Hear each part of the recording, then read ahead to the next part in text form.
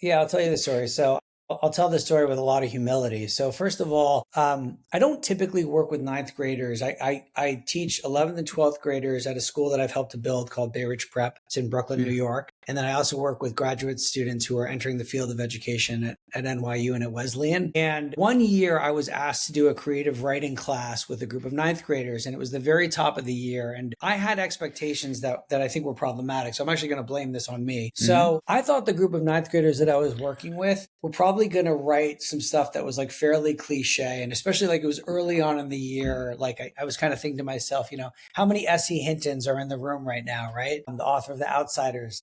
Sure. And so I asked them to write a poem about an adverse experience that they'd had in their adolescence, like anything that was kind of a challenge for them. And I thought Hmm. like some kid's going to write about maybe going to sleepaway camp or maybe a date that they had, their first date, or something, whatever, like typical adolescent type stuff, maybe a conflict with a parent or whatever. So this was literally the first assignment of the year. And there was a student, I'm going to call her by her real name because she allows me to. And in my book, I mention her by her real name. I got her permission. She hands in a poem called My Favorite Vegetable. And can I read the poem?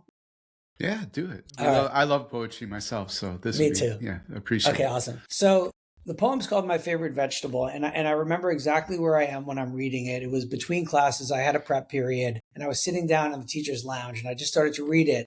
And I'm going to read it to you now. So, My Favorite Vegetable. This is by Bridget Bader. My favorite vegetable is not a plump red tomato, nor is it crunchy green lettuce. My favorite vegetable is not a healthy orange carrot, nor is it sweet yellow corn. My favorite vegetable cannot be eaten. My favorite vegetable has no memories. My favorite vegetable is terminally ill. My favorite vegetable forgot who I was. My favorite vegetable spent his last days in a nursing home. My favorite vegetable died last May. My favorite vegetable is my father. I want to say a couple things about the poem. First of Hmm. all, I remember just being completely knocked off my feet when I read it. Yeah. It starts off like really simple, and I was kind of like, okay, what's the point? My favorite. It sounded like almost like it's just like a very simple type of poem, and then Sure.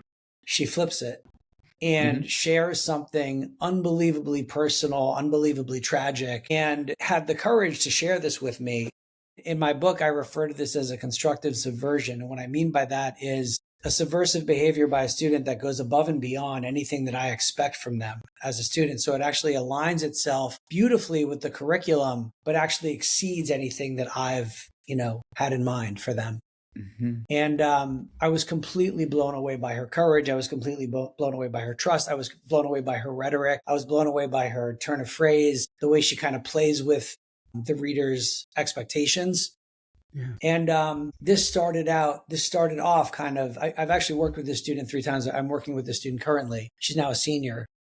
I'm Yeah. applying and going off to college. And it was just like, for me, an example of a student like completely blowing me away in like encountering my expectations, which is that I thought they were kind of going to do something a little cliche. And so for me, this was like a major learning moment Yeah. of not even so much like what a 14 or 15-year-old mind could do, but maybe like what they would be willing to do in the presence of an adult that they didn't even really know that well. To share Mm. something this personal and this impactful. I'm 51 years old, and both my parents are still alive, Hmm. right?